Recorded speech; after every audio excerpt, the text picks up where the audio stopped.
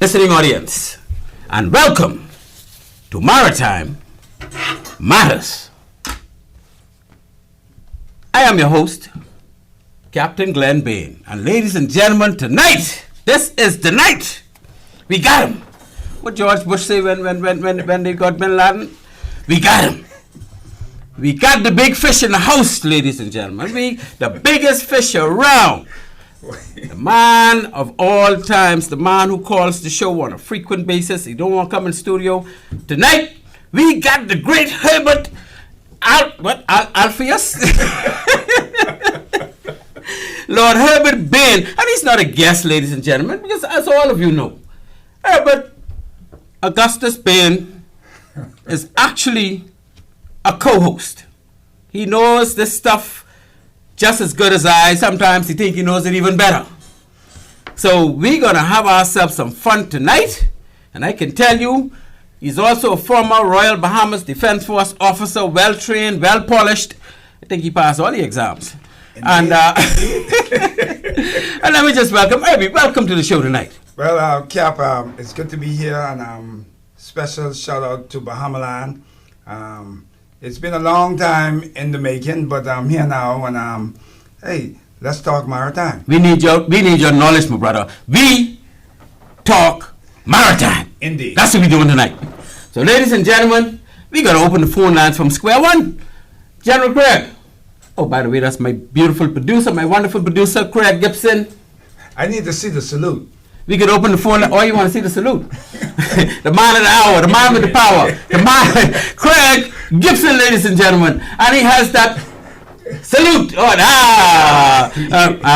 My co-host was trying to say, Craig, don't salute like military people. He salutes like the army people, not the navy people. Well, Cap, I took a couple minutes to show him how to do it properly, and I must say he's a quick learner. So hats off to you, Captain Craig. Thank you very much, Mr. Craig Gibson, my producer, ladies and gentlemen. We got a loaded show, as usual. Our show centers around the Royal Bahamas Defense Force. As we said last week, over the years, the Defense Force had mushroomed to over 1,600 employees strong, making it the largest of the Commonwealth Caribbean navies. But has it really morphed into what it was initially set out to be? The best little navy in the region. I hasten to say, dear listener, nowhere near it. Nowhere near it. So keep those lines taut and get ready to chime in on this timely discussion. Follow us, Herbie and I, as we engage a litany of topic items surrounding this great topic. We're going to start off with the headquarters, the Royal Bahamas Defense Force headquarters. And what we're really looking at is what exists, what we think it should be like. And hey, I've been out of the force now going on 30 years. My co-host has been out now going on probably 20 years. 13 years, actually. No, from the base. Yeah, but 20 years from the base. Yeah, but 20 years from the base. You think I don't know him, you know. But we've been out of it for a while, so there are some things in there that may not be. And by the way, this is my doing. This is Glenn Bain's version, Captain Glenn Bain's version of what I think where the Defense Force should be headed, the makeup, what it should be, what it is. Because last week we talked about big numbers in the Defense Force. We in the highest ranks, we have like big numbers where we shouldn't have, and the highest rates we have big numbers where we shouldn't have, and we want to try and streamline it tonight. And while we do that, we're gonna just have a good discussion. So you former Defense Force personnel, you current and existing Defense Force personnel, you personnel from the Defense Force Rangers, persons from high school who think they want to join the Defense Force, please feel free to call in at any point. You can interrupt us because we don't lose our flow. Yeah. We don't lose our flow. And go ahead, brother. I just want to say that this show is about, while the show is about the Defense Force, and there may be issues that we seem critical. This is about enhancing what we have. This isn't about bashing the Defense Force. This is about recognizing where we can improve. This is about charting a course for generations yet unborn to be able to follow and to make our little Navy, best little Navy in the Caribbean, even better. So I joined Captain, I joined you, Glenn, in inviting BDF and anybody who have a contribution to make for that matter to come in and let's have a conversation. Let's have an honest, frank discussion on how we can make our little best little Navy even better. Well, we're not the best little Navy. Well, we were set out to be the best little Navy. We're far from it. We're far from it. Yes, but you know, I think we could be the best little Navy. Well, and that's why we're doing this. Indeed. Because we want to be the best little Navy, not only in the region, but in the entire world. Indeed. And we have the capacity to do it. We Bahamian people are smart people, you know. We just need to set the stage right, and it will happen.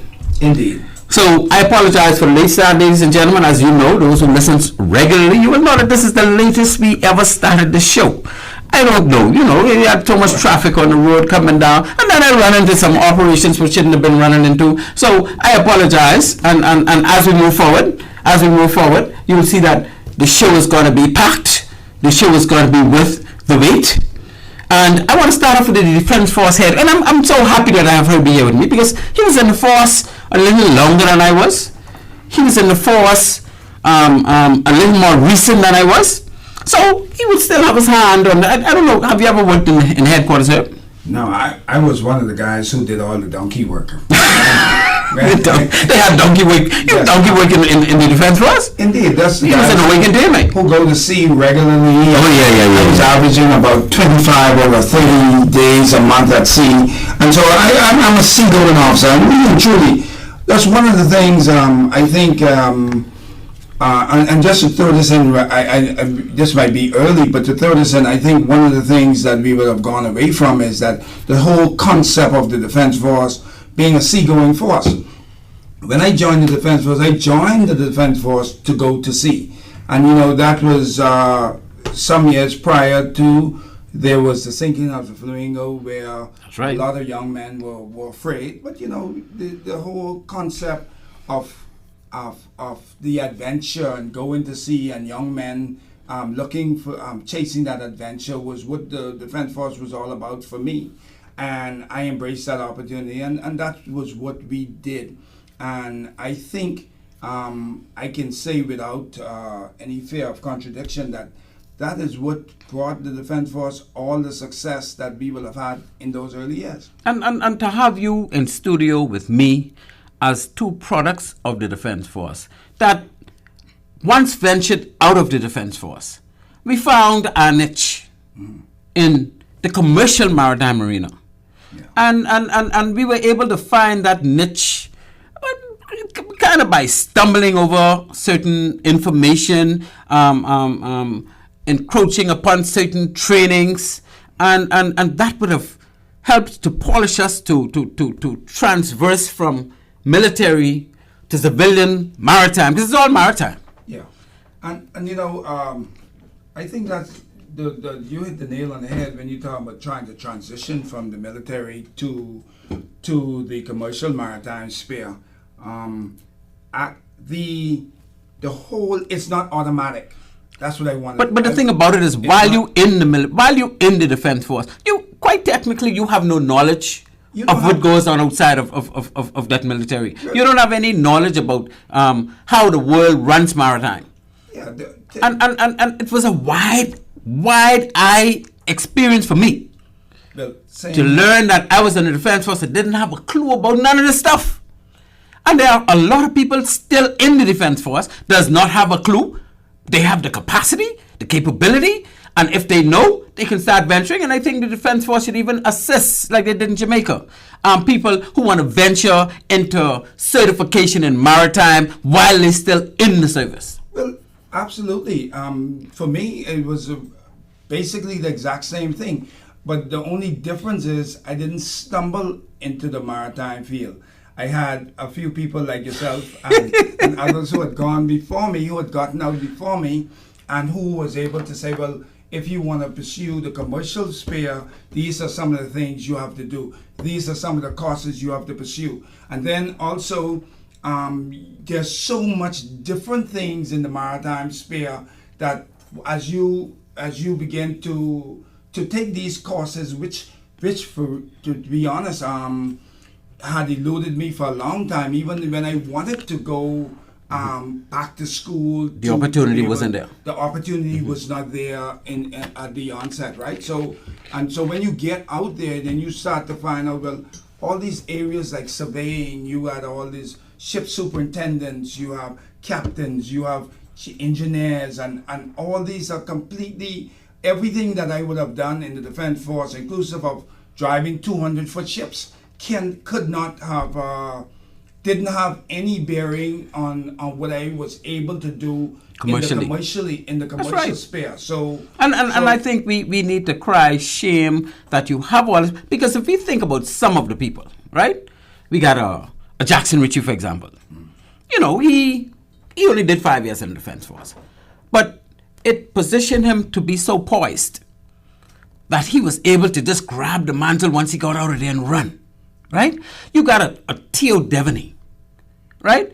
While in the Defense Force, really had no real knowledge, but he realized there was something out there because, of course, he's a NAVAC. And he wanted to maximize his opportunities, which he did. Yeah. Now he's a world-renowned surveyor, inspector, and all the rest of that stuff. If he had remained in the Defense Force, that opportunity would not be allowed for him to do that. Well, it's really, Julie, it's just an exposure.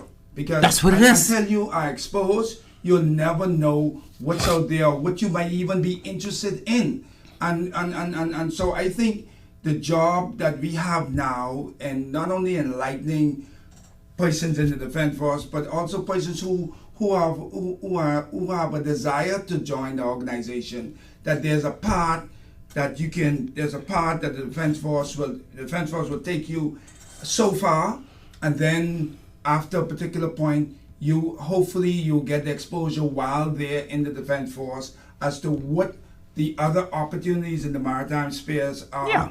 And then you will be able to decide, okay, I want to take this route, that route, or whatever, all within this whole concept of the maritime journey. And so we have some work to do, of course, and be it in the Defense Force or what, we have to expose folks to this whole, we have to expose folks to what's available out there and how they can tap into that particular availability. So yes, Cap, we have a lot of work to do, and the Defense Force, we have to retool some things, we have to reorganize some things, we have to plan better, and we need to make sure that our folks get the best opportunity to realize their dreams. Yes, that is, and like I say, when I look at the path that I took, right?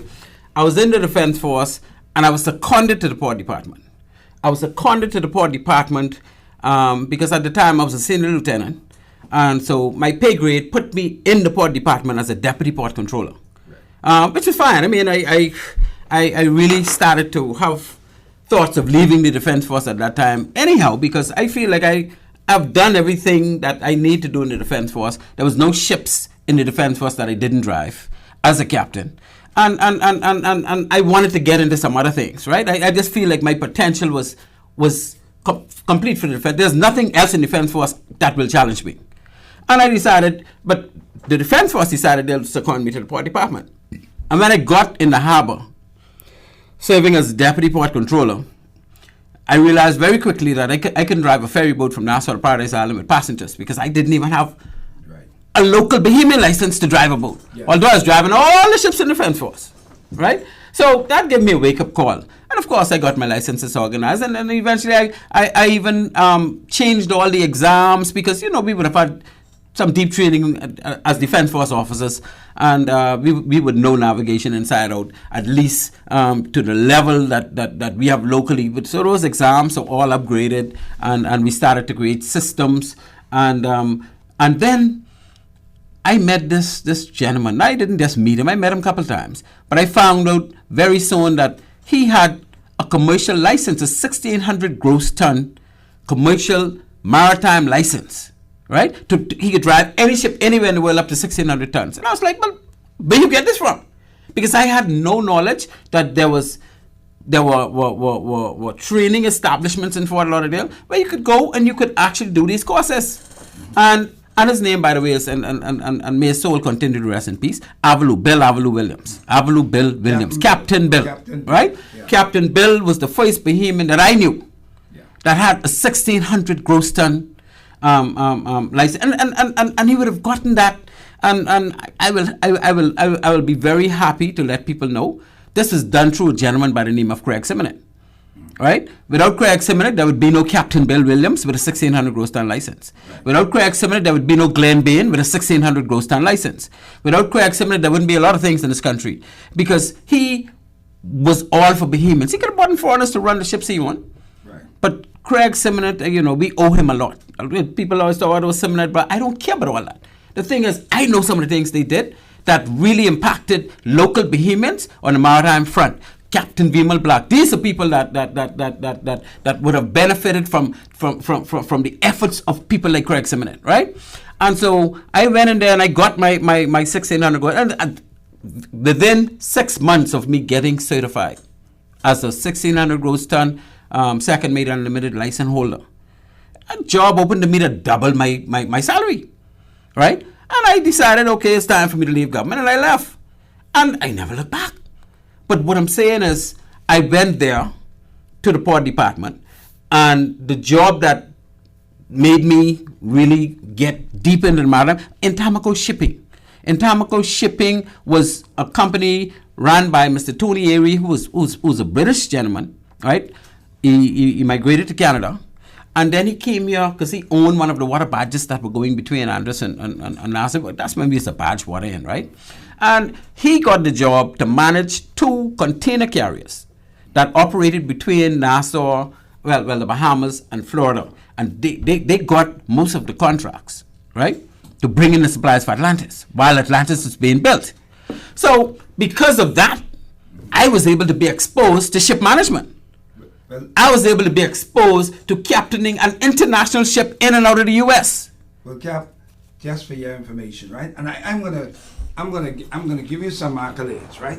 I don't want to see. Give me my accolades now. You know how you go. Yeah. Please get my head easy. It is so amazing. It is so amazing listening to your story. It appears as though your story is kind of almost identical to my story because every time you would have gotten exposed to something, you would have informed me. You says, well, Herbie, you need to go and do this course. Herbie, you need to do Of course. this. Oh, I did this course. I did the next course. And so because of your exposure to the maritime sphere and the commercial maritime you got sphere, exposed as well. I got exposed. Or the information to be exposed. Yeah, of course. And and it's so amazing that you started out at the port department. I similarly left the Defense Force, and I actually went and I acted as ISPS coordinator first. ISPS coordinator. They needed that, and that was my job. I give you. If I didn't leave the BMA, that was my job.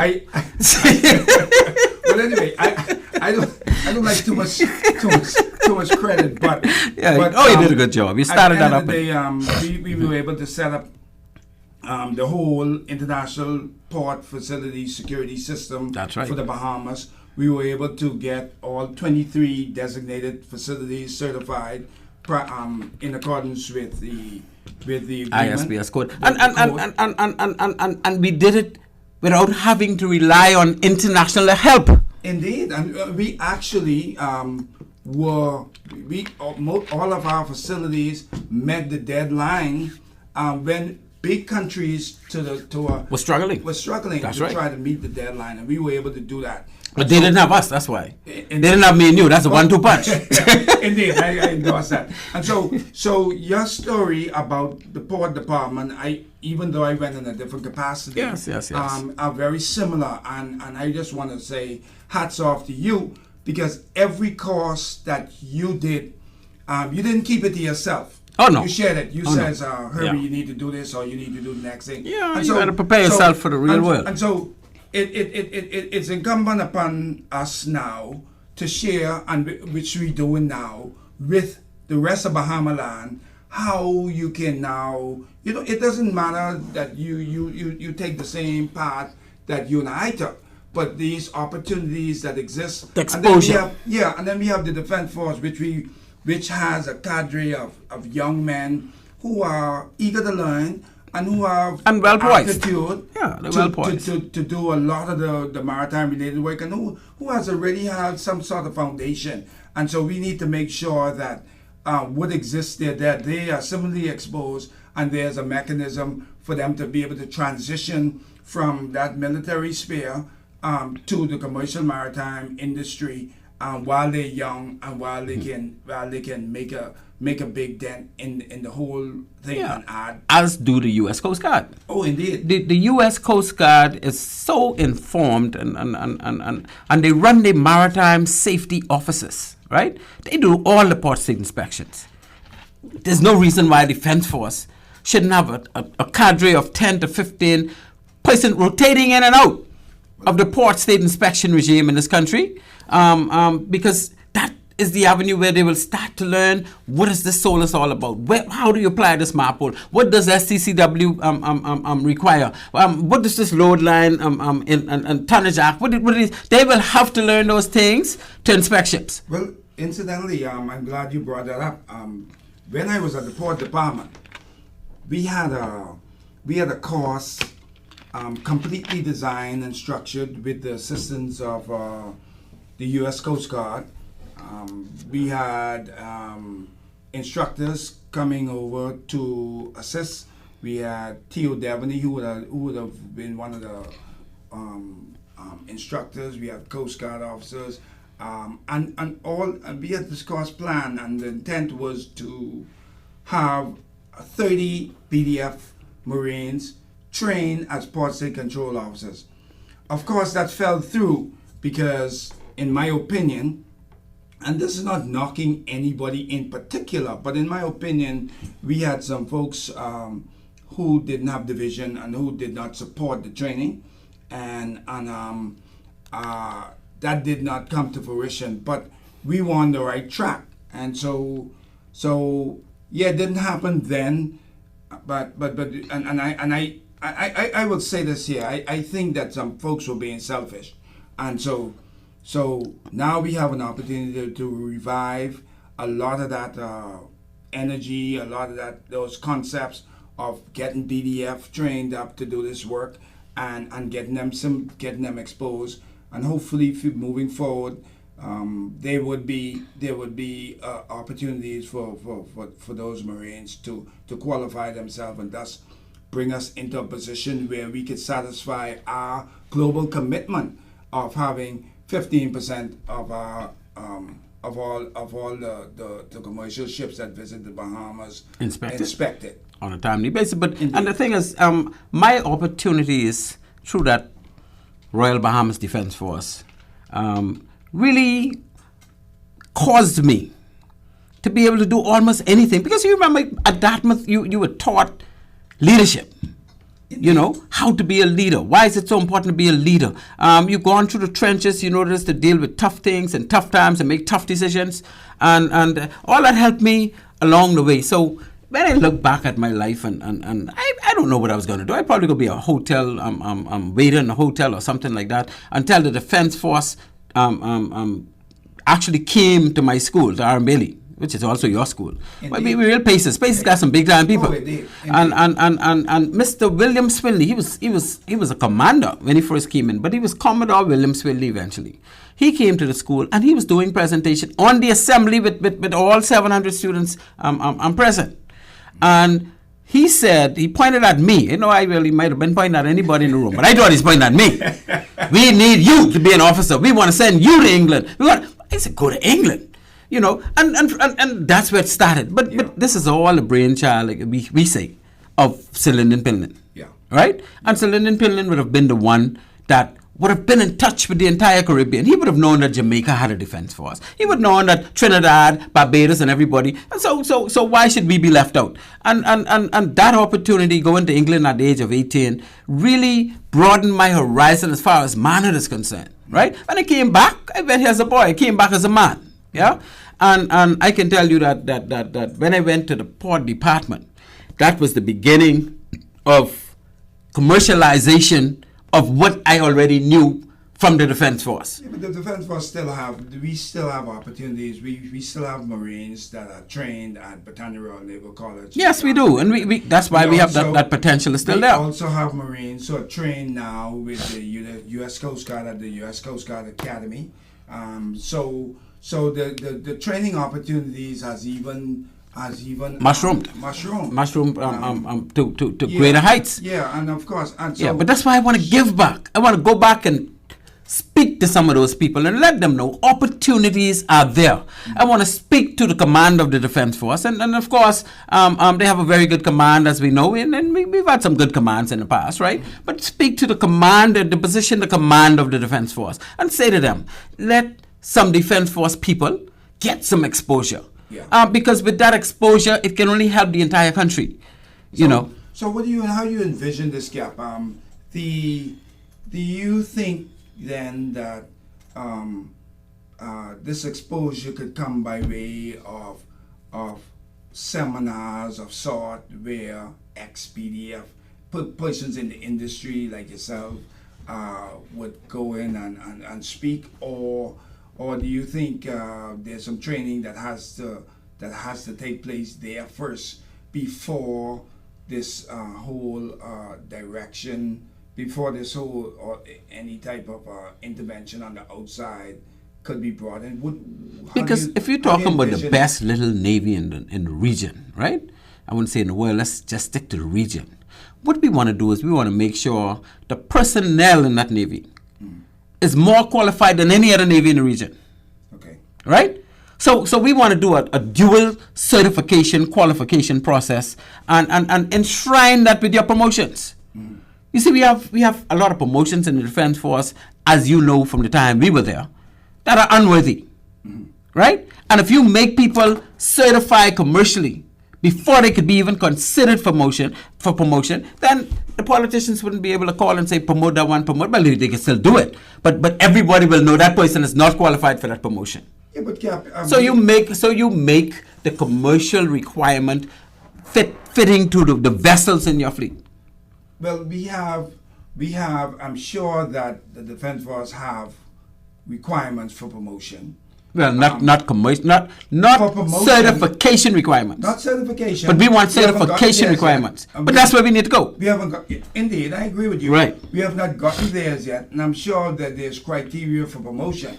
However, how do we get past this whole business of political interference? Because just like how we had folks who went to Dartmouth, who were not successful at Dartmouth, and who came back and who was still promoted, why wouldn't the same thing happen if you have certification requirements for promotion?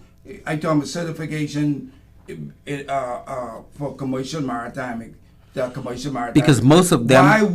Why wouldn't it be the exact same situation? Because a lot of people wouldn't be able to cut it. But we're in a very polarized place. But a lot of people wouldn't be able to cut the certification. See, they could cut the nepotism. They could cut the favoritism. They could cut the politicism. But they would not be able to cut the certification when they're talking about going out there and internationally certifying yourself to work on board that vessel. And we got to get this Defense Force turned into an organization where it is led by people on ships, not led by those working ashore. As a matter of fact, most of those jobs ashore could be civilian jobs, right? Okay. And most of and we're gonna get to that soon. Yeah, but most of the you're absolutely correct, because a lot of naval forces worldwide, the supply departments and the other departments, those are civilians. Civilians. And they contract them out over a period of time for certain time, and some entities continue to maintain the contract because they end like Gibbs and Hawks and this one and that one. Even the culinary side of things, to a large degree. The service even people. Working with the UN in Haiti, we had a company, Brown and Root, that was responsible for everything from training to providing this, because they can do it, providing that, and the cooking and everything, you know. So yeah, you have a point. Baby. And even at Dartmouth, who would serve you when you eating your dinner? Who would clean the place? These are all civilians. Civilians, yeah. So you don't need military people doing those type of things. How could the Commodore's secretary be a military person? Yeah. How could she miss a promotion and she is dealing with all of his work? Well, when I joined the organization, we had civilians. Yeah, but that has changed, eh? Yeah. Okay. So we probably need to have another look at that. Yeah. Because the Defense Force person who's doing Defense Force duties the way it's set out to be done should not be competing with somebody who's ashore not doing Defense Force duties, and the people ashore, it's hard to pass over them. They're the set the senior officers looking at every day. Well, we say the Defense Force is a seagoing force, but the reality is that if you oftentimes out of sight, out of mind, and so we have had in the past a lot of persons who some folks who've never been to sea got promoted, and again, that in my opinion is an anomaly. Plenty promotions. So that we have the fix, but I'm sure my good friend Raymond, who I believe may be listening on this show, he's gonna address some of these things, and if not all, we're here to, like I said earlier, and I repeat, we're here to hopefully make some sense of where we are as an organization, and with the intent of improving our status and improving the status of the officers and Marines who work tirelessly in that organization, so that when they get out, there would be opportunities for them to be able to morph into another sphere where they can be more. I mean, the society benefits. The country benefits. Indeed. And we got so many of them that may want to go worldwide just serving as ship officers, serving as ship ratings, because they already have the certification. And these are the things we need to look at. Well, let me throw the question, Gab. It is said that Bahamians don't like to spend time away from home as much as other nations, right? The average tour on board a commercial ship going to be at least 8 to 10 months. Well, I say 6 to 10 months. Do you think Bahamians? Do you think the average Bahamian could get used to that as other nationals have? We got to look at who is the average Bahamian. You see, we got a lot of Bahamians with a lot going on, and we got a lot of Bahamians have absolutely nothing going on, right? You got a lot of young men in the inner cities. They sometimes have to sleep on the floor. Yeah. They don't know when the next meal is going to come. Yeah. They get involved in crime just to feed their child. Yeah. Or their brothers and sisters who are younger than them, right? Because this same young man, and we have the average young man don't live in luxury. When you on a ship as a deckhand, especially the cargo ships, you have your own cabin, you have all the food you could eat whenever you want, they giving you clothes, you see in the world, and your pay, you don't have to use your pay to do nothing because you get everything on board. So if somebody's going to suggest to me that when juxtapose the fella home compared to the fellow to sea on that ship, he's not going to want that job. He's not going to want to be the sea. Yeah. I say they got to be crazy. And that's what Mr. Penlin used to say. You got to be crazy. and you have a lot of you have a lot of Bahamians now who go fishing, and they go fishing for at least 3 weeks at a time. Yeah. And so look at the fellas from Spanish Wells and they go for a month at a time. They're all millionaires by age 18. Yeah. Right? We got fishing communities where these fellas actually go out there and they're away from home all the time. Most of the time they're away from home. right? No problem with it, you know. Because... But we used to do it. No, but see, in Defense Force... In Defense Force, we used to do it. No, we used to do it, but in Defense Force, these fellas' money don't depend on whether they go to sea or not. Right? And that's part of the reason why they will duck trips. Yeah. But if you get that Defense Force to be an organization where there are very, very few base jobs, because you got civilians doing those. You basically got to go to sea because that's what you joined the job for. Yeah. And if you ain't going to sea, then you're not really needed. Then we will actually, and then if you're giving these same people the opportunity to commercially qualify themselves as they go along, right? They will then see other parts of the world, other type of ships. They would learn about dry docking. They will learn about because they're subject to inspections and subject to surveys. They will start to learn about all the IMO conventions while they doing their commercial side. So coming back to the Defense Force could only be a big plus. Look at the Defense Force fleet. We don't have the proper certified people like they do in the commercial ships to run that fleet. Well, I think there's a lot of things that we really and truly will have. It's sad, really and truly, when I think about it, right? Because we had people like Chippy and them who started the dry dock program, and a lot of people who benefited, Jockey Brown and them who moved from the Defense Force to the ship Grand Bahamas shipyard. Borco and all the rest of that. And they was able to pin down big jobs because of the exposure, because once they get out there, but you could imagine, could you imagine if a Jockey Brown was given the opportunity while in the Defense Force to serve as second engineer and chief engineer on commercial ships? Do you know what the grounds that would have given him advantages to go in Freeport and Wake in those areas compared to what little the Defense Force would have offered or provided? And really and truly, these folks, on average, when you join the Defense Force, you join really early. And you're really young. When you're young, yeah. And you come out really 45, you retired. You will have put in your 25 years, and you are now out of the Defense Force, and you're looking for work. Because if you don't get an extension after about 45, you out there job hunting, and it's sad that most of these people, many of whom have technical abilities, the only thing they end up doing is either security or...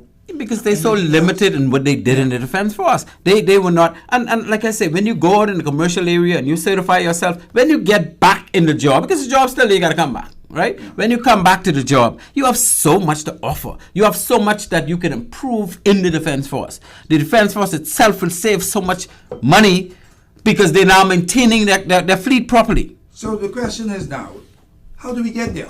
We do what Commander Brady did. How do we get there? We do what Commander Brady did with the Royal Bahamas Defense Force, right? I mean, the Jamaican Defense Force. He allowed his officers and ratings, if they so desired, to go to sea and continue to pay them while they're out. We have in-service awards all the time. Yeah. So we could do it for other areas, but we can't do it for maritime. And Defense Force is really a maritime organization? Yeah, I think we have an obligation to these guys, because at the end of the day, when you think about it, right, we would have given our entire youth to the Defense Force and to service to the country. Well, speak for yourself. I still got my youth. Well, most of our youth, you know. Yes. And to be honest, when I look back and I look back at many of the Marines and the fact that they retire very early. And we have not really prepared them. Most of them are not really prepared at all for civilian life in general. So much less the maritime sphere. They're just not prepared. And so I think we owe them, and we have an obligation to prepare them. Most countries around the world, like you said, they prepare their folks who... give them an opportunity. Yeah, they give them opportunity. But I want to give back. I want to give back to the Defense Force. I want to give back to the Port Department. I want to give back to the BMA. And you know, the BMA is another story. I wouldn't even talk about the BMA right now, right? But the Royal Bahamas Defense Force, ladies and gentlemen, if you want in on this conversation, please feel free to call. The number to call is 326 326-8255. Sham Boris, I see ya. 326-8255. Please, we want to feel your calls. We want to hear what you have to say. We got a lot of people out there who I'm sure would like to have a little say in this discussion when we're talking about molding the Defense Force into the type of organization that could be beneficial to the community, that could be beneficial to the Defense Force itself. And you know, we haven't gotten to the nits and grits of what we really want to talk about on the show. But I'm so excited to have my good friend, Captain Herbert Bain, on the show with me. And I always tell well, Herbie's like my brother. Everybody know me, but most likely know him. Those who know him, many of you would know me. So I say we are like two peas in one pod, eh? We tread very similar tracks.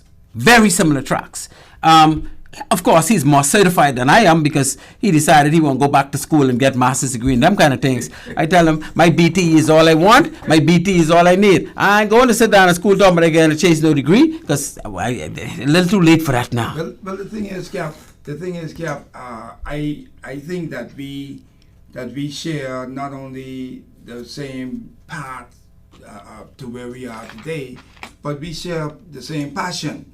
Not only the passion for giving back, the passion for assisting others, the passion for building this country, building community, and hey, what better place to start than the RBDF? And so I'm hopeful that some RBDF call out there who are listening, that you call in and let's weigh in on this conversation. Let's figure out collectively how we gonna make our best little Navy in the Caribbean even better, right? We have some work to do, and we have to get it done, and we have to get our people exposed. We have to set up systems for ensuring that what we are proposing is workable. We're gonna need all hands on deck, inclusive of the BMA. Because BMA is part of the fiber that's going to wove this whole thing together. So we're going to need the BMA. We're going to need ex-Marines. We're going to need existing persons who are existing Marines in the organization. And Definitely. We have work to do. We got to roll up our sleeves, gentlemen, and we got to find a way to create for ourselves and create for generations yet unborn. Okay, we got a call on the line. Let's see what this caller is going to say to us. And I'm looking forward to some calls, please. Everybody, 326-8255. Call on the line. You have reached Maritime Matters. Thank you so much. Yeah, good night. This is Sham. Good afternoon to Hey, Sham. Captain Bain and the guest. Sham, you wait tell your boy in here before you call. You ain't never called me before. What happened, man? I so proud of you. Sham said he didn't have an opportunity to call because you talk so much. Yeah, right. Get through. Sham, what's up, man? How you doing, sir? What I was going to say, the show is very interesting. I like how you guys talk about that maritime part, because the whole defense force is maritime. I always say that everything we see when we board a boat, you see U.S. All of the regular cruise ship in the U.S. Cruise boats. They got U.S. certified stuff on board. Exactly. I always said the Bahamas, the Defense Force, our boats in the Bahamas, we should have Defense Force certified. Yes, we should. Right. So what I'm saying now is that's good that you're talking about, and you're talking about the commercial side. That's the side that we never had when I was there. But that's good stuff. Yeah, so you would have retired from the Defense Force with no real maritime certification, eh? Right, no maritime certification. And that's good stuff, yeah. Right, and there's so much certification out there. And the Bahamas has over 1,500 ships carrying our flags. You can imagine if we had a cadre of people coming out of the force on an ongoing basis with that certification that could just go out there and start to shape and mold this Bahamas into real maritime, because it comes along with the training, it comes along with ship inspections, it comes along with surveys, it comes along with all that good stuff that the people to come up could venture into at an earlier stage. That is so true. And the good thing I heard you said earlier was that the young people coming up, man, we should get those young people involved. Like what Dominique was saying, they get on this boat, they go to sea, you be there for 6 to 8 months or so, you ain't got to pay nothing plus you see the world. So That's right. That's right. We got to try and get that instead of our young people so on. But Sham, think about it. When we had, previously, when we had people like Solomon Hall, who was a certified, he was safety a certified equipment. safety equipment specialist. And he was able to service life rafts and whatnot. Yeah. Right now, Right now, there's nobody in the Bahamas who could service a life raft. Who's certified to or do so, who's yeah. certified to do it. You can imagine that's a whole industry in and of itself. Yeah. The mailboats now. He service our life raft all the time. Do that stuff. We don't have no one to do it. Yeah, man, we got to Exactly. The mailboats. We still got now, them Bristol now, don't forget. Well, the mailboats now You have to used to send wake- their used to life wake with raft Solomon, to yeah. have to send their life raft to the States. Yeah. And we could do that here. That's a whole It's an industry. It's an in and of industry. itself. We could have Within the people, maritime the industry. Caribbean would be able to benefit from that, because even folks in the Caribbean, they send their life raft to Florida or they lease life raft, because the costs associated with servicing them and to find the people who are capable of doing it isn't there. But Cham, you're absolutely correct, man, and we really appreciate you calling in and being a part of the conversation. Yeah, thanks, man. But another time, but it's just good. I just wanted to say that, and you guys doing a good job. Continue to do that. Yeah, thank you so much, Sean. Everybody listening, I got some other guys doing, but they're listening. And we'll get back to you soon. Thank you very much, my friend. Continue to call, continue to listen, man. We can keep this thing rolling. Thank you, Sean. Thanks, my friend. Yeah, man, that's a good guy. Good from BDF retiree. Yeah, and Cham, And he's still doing some good things out there. yeah, Sham, among others, are some of the veterans who would have contributed to the growth and development of the Defense Force, and we salute them, because Oh, yeah. they are the old guard. They paved the way for all of us who came behind them, and so hey, Yep. hats off to Sham and every other BDF veteran out there listening who have never had who wasn't given their accolades. Well, I'm giving you to you tonight, Sham, and everybody else. Hats off to you all, because you all paved the way for me and everybody who came after you. Even me. Thank you Indeed, very much. indeed. So, ladies and gentlemen, you are listening to Maritime Matters. On this show, we talk maritime.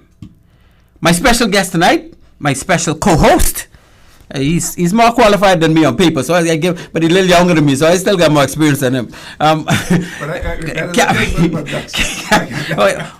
you don't want to go down that road. I may have to call your wife. So we talking maritime. We talking the Royal Bahamas Defense Force. I got my good good friend, good co-host, Captain Herbert A. Bain. You don't like me to tell people what they is, so I say Alpheus or Antonio or something like that. Try to keep it clean. And our numbers to call 326-8255. We're going to run to a break right now. Our only break we're going to have tonight. Because, boy, we got some meat to cover. We haven't even touched the Defense Force really as yet. We're just talking about our experience and what we think could happen and what we think should happen. So, ladies and gentlemen, as we run to our break, please get the number together. 326-8255. Maritime Matters. At One-on-One Pharmacy, our friendly staff is ready to serve you. Visit us today for all your prescription and over-the-counter needs at our East Street South or Charles Saunders Highway locations. We're open Monday through Saturday from 8 a.m. to 8 p.m. and from 9 to 4 on Sundays. In a rush? Send your refill scripts online at oneononepharmacy.com or ask about our convenient pickup service. One-on-One Pharmacy, providing personal health care with people at heart. At Bahamas Maritime Connection Limited, we offer first-class maritime security services throughout the Bahamas and the wider Caribbean.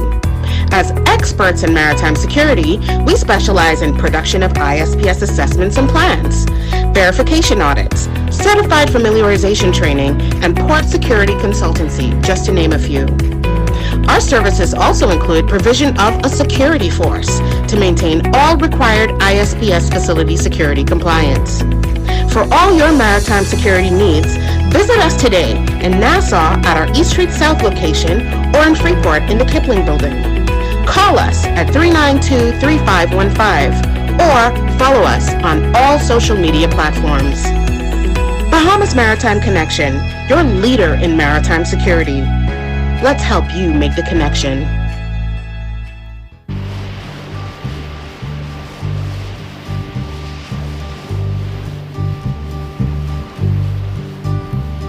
Sitting in the morning sun, I'll be sitting when the evening comes,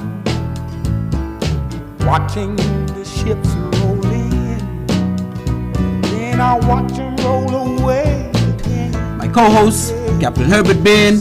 I am your host, Captain Glenn Bain, and we are talking the Royal Bahamas Defense Force, its potential, capacity, what can we do to make the Defense Force the best little navy in the Caribbean. But Captain Bain, when you talk about potential, when you think about the Defense Force as an organization, let's just go through the gamut of the type of qualifications or the type of training or the type of expertise that currently exists.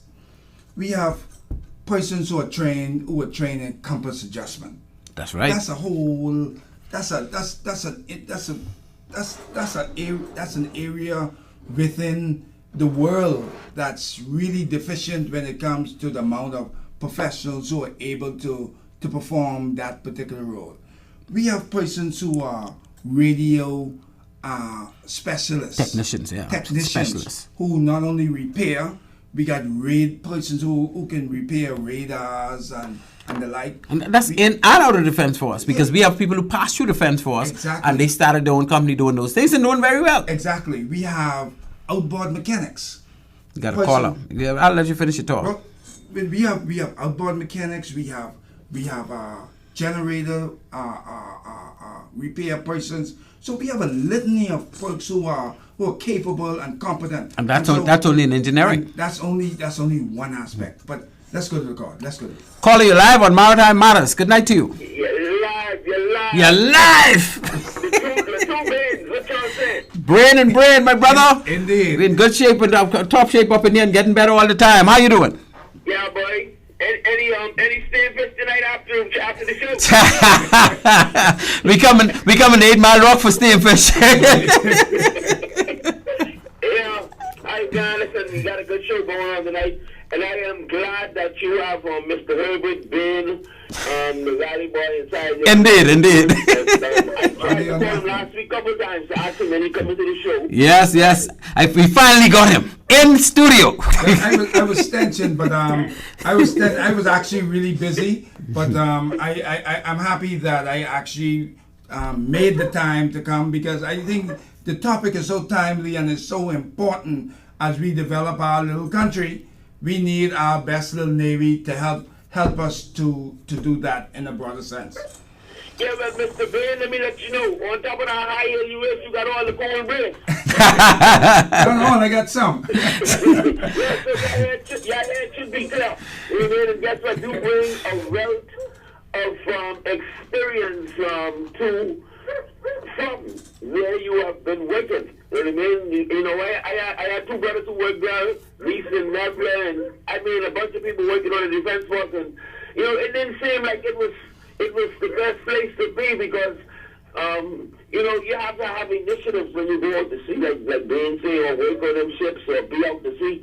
And when I used to work on a boat, you know, you got initiatives to go out to sea. You know what I mean? You get almost twice your wage when you go out to sea.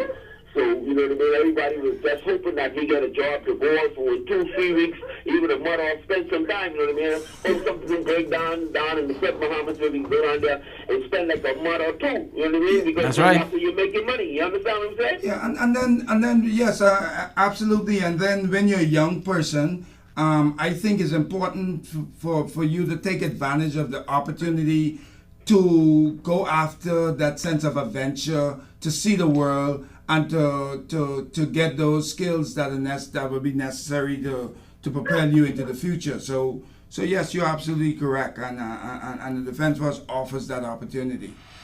Yes. Well, you know something, Ben? Let me let you know something, bro.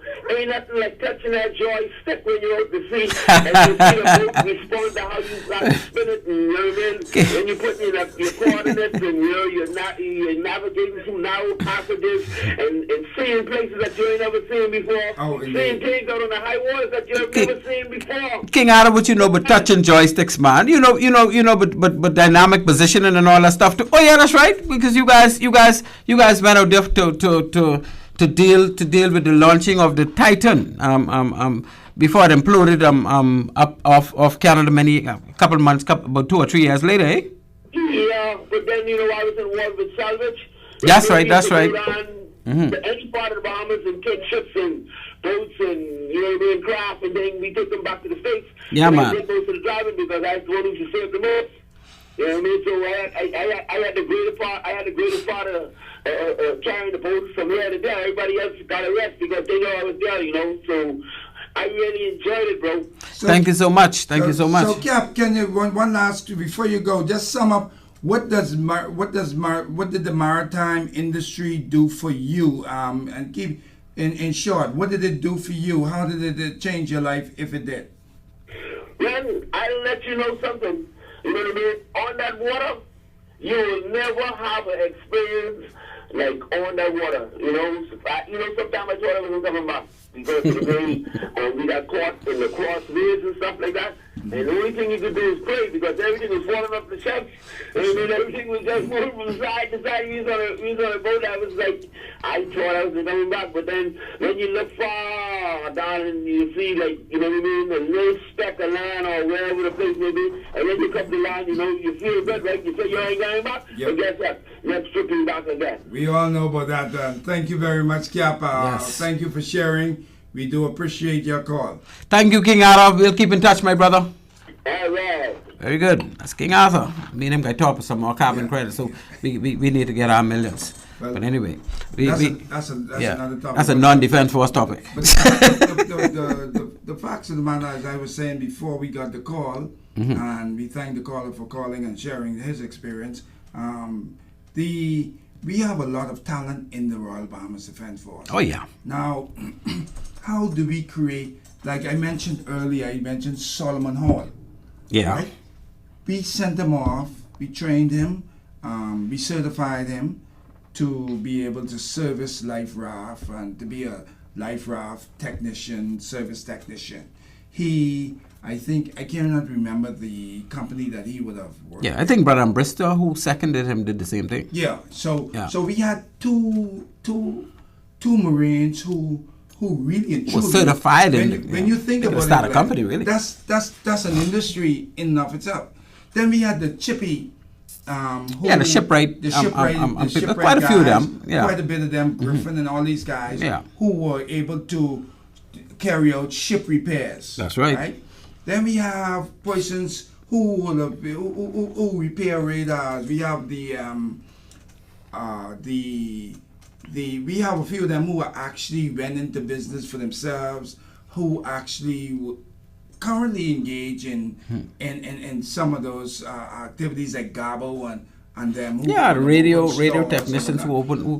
We have the potential to create industries within the maritime sphere and in the Bahamas, and all because we will have invested in some young people in the RBDF.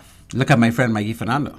Indeed. Right? He's gone off and done tons of courses in radios, and now he was managing a department at Cable Bahamas now for so many years because of that start. Look at Tony Archer. Well, of course, Tony Archer was an officer, but we got a litany of pilots in Freeport Harbor. Of course.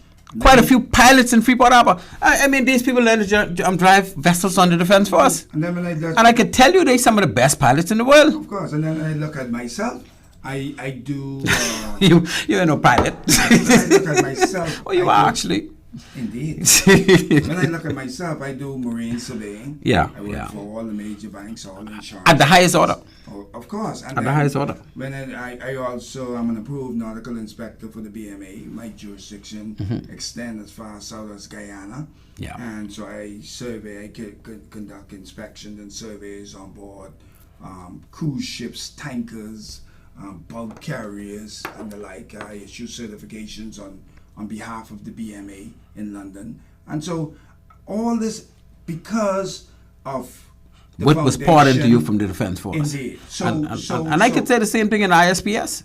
I've had certain high level ISPS training where people came in, I mean, almost annually from Trinidad, from Barbados, from Suriname, and I've been offered to come into to countries like in the Eastern Caribbean. They want me to come and send kits. They wanted me to come, and I'm saying I'm only one person, right? And if the Defense Force have had 10 persons walked the path that myself, you, and Theo Devaney walked, right? We would have 10 professionals out there being able to do what we do. And 20 and 30 and 50 is not far-fetched. Of course. Right? Because we have a flag of over 1,600 ships. Right.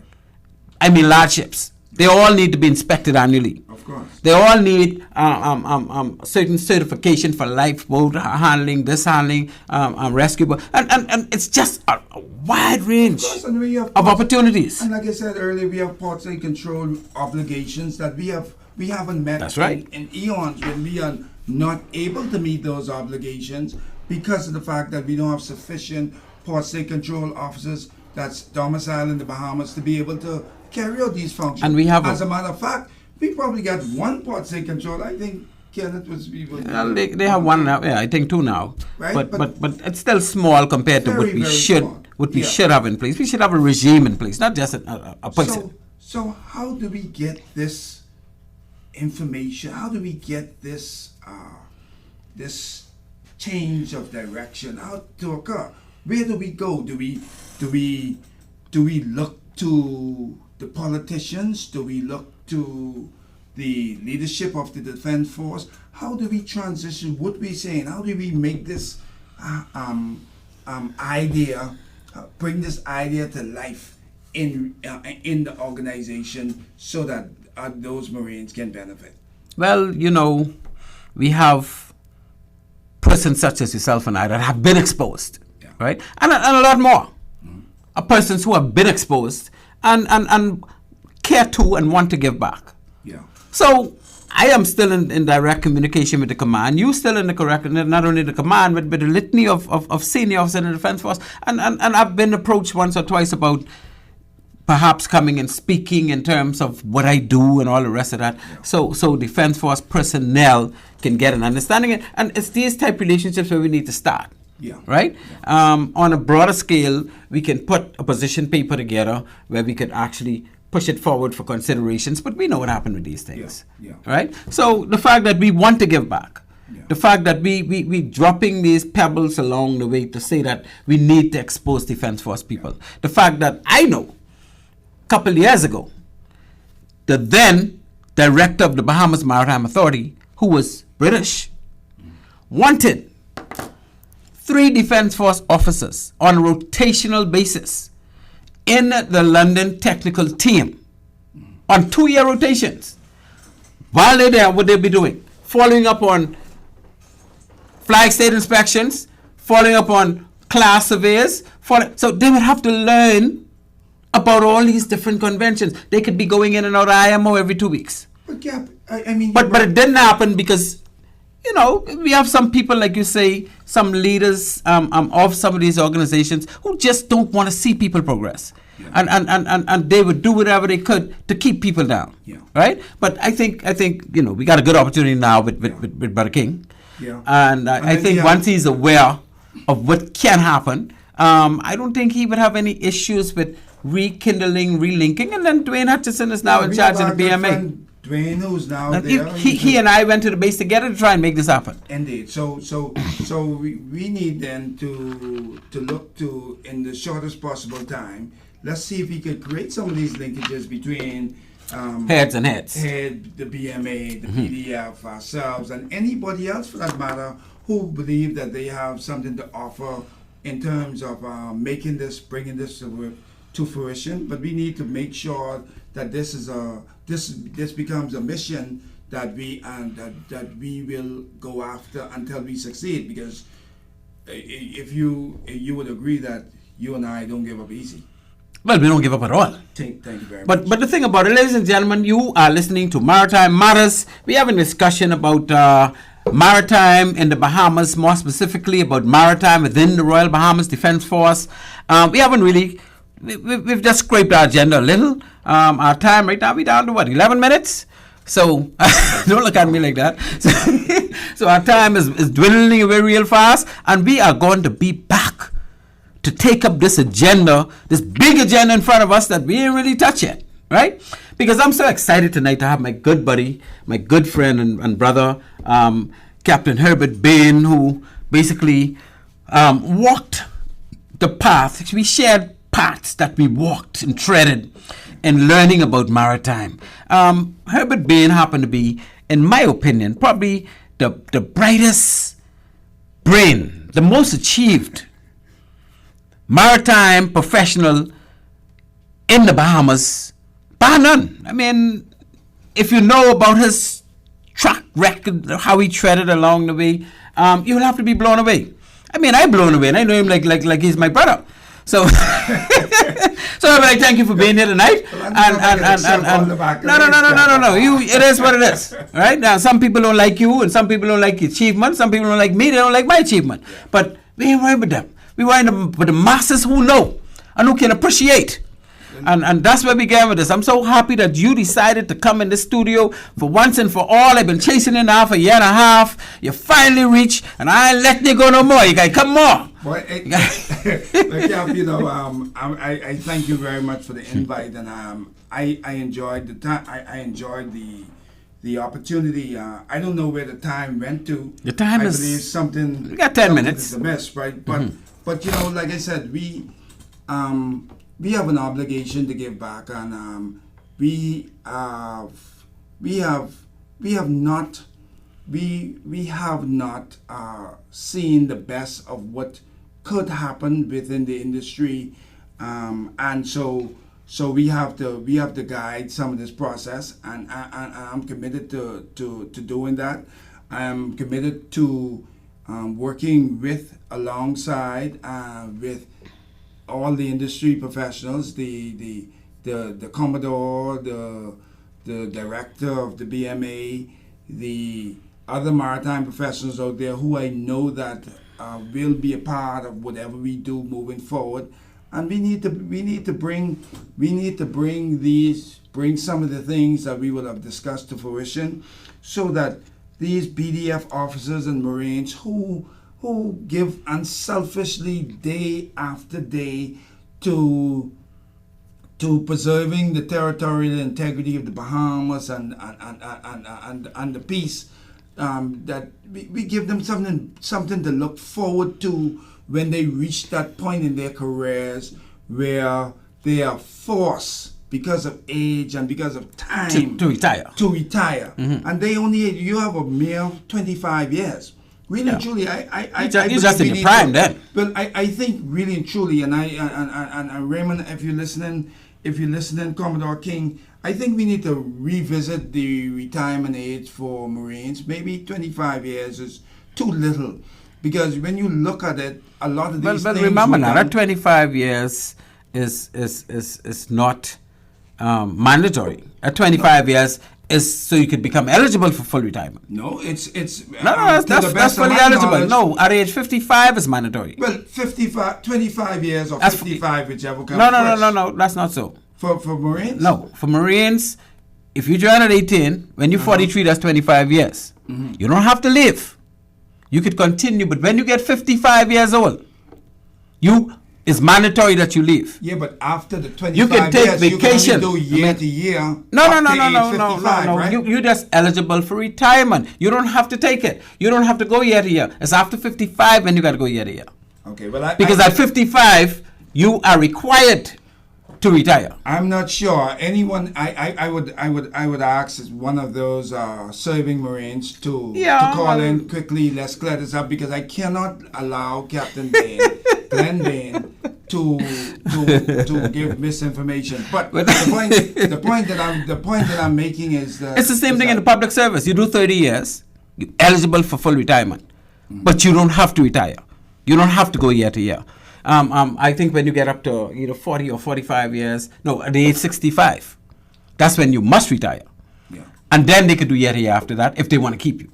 Yeah. So it's the same thing in Defense Force and Police Force. So yeah, we have the whole crux of the matter is we have a lot of young persons still in their prime who have a lot to contribute. They will have garnered a whole lot of qualification and experience through courses that the BDF would have sent them on, and they have a lot to contribute. So I think we owe them the effort in making sure that that there's a part for them after the Defense Force. We owe that to them. And the Defense Force and our country owes that to them because of the unthankful work that they do day in and day out to ensure that these Bahama lands that we enjoy day after day, that they are safe, and while we sleep, they are out there helping to protect us. Thank you. So I'm hopeful. I'm hopeful that I'm hopeful that some Marine will call. Someone will call check it in out right and, now. Thanks, brother. and clear up this. Well, I have the evidence, Brother Herb. What is the evidence? I think I'm going to allow you to read it, but I've just got this hot information from an existing Defense Force senior officer. Okay. And if you could be so nice as to read it, I don't know if I'm wrong or right, but we'll see. Okay. The information is that the age was recently increased to 60 years for mandatory retirement. From 55. Remember 55. that, right? The amendment was made in December 2020. So that's mandatory. That's mandatory. So you don't have to leave after. You don't have to leave after 25 Right. years. But the point that I was making was that That's it. it's Anything else to read on that? Or that's it it. was Okay. 25. It was 25 years.